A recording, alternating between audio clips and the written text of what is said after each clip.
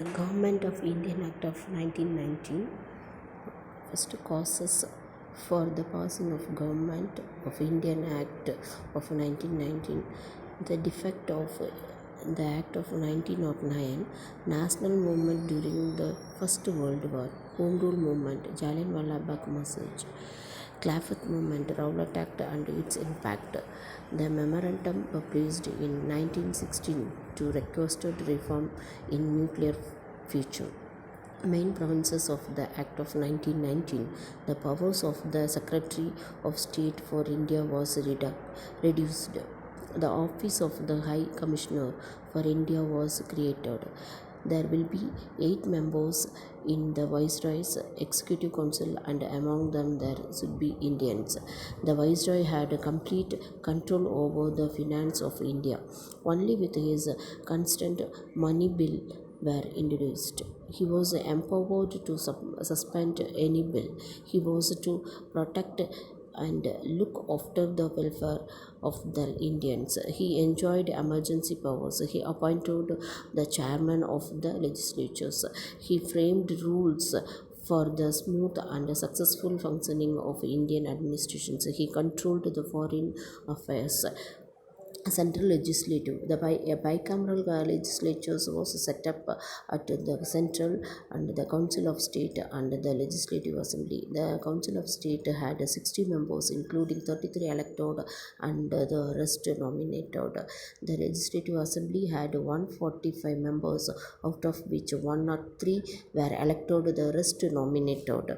Legislative Assembly 145 members, 41 nominated, 26 officials, 15 non-officials, 104 elected, 52 in general, 30 Muslims, 9 Europeans, 7 landlord, 4 representative of Indian community, and the last one 2 seats. The Act provided for the establishment of a public service commissions in India for the first time. The communal representative was extended, and 6 Europeans and Anglo-Indians were included. The franchise was granted to the limited number of India, those who paid a certain minimum tax. The minimum tax to government, those people who had property, taxable income and paid land revenue of rupees 3,000 were entitled to vote.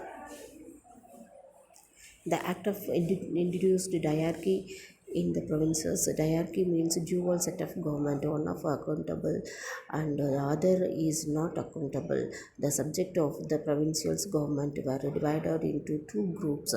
One group was reserved and the other group was transferred. The reserved subject were controlled by the British governor of provinces.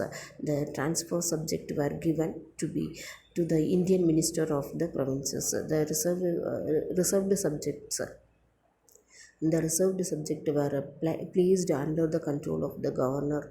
The law and order, the administrations of justice, police, land revenue, irrigations and canal, famine relief, controlling press, newspaper and books, borrowing, forest, prison, settlement of labor dispute, etc. Transfer subject included agriculture and fisheries,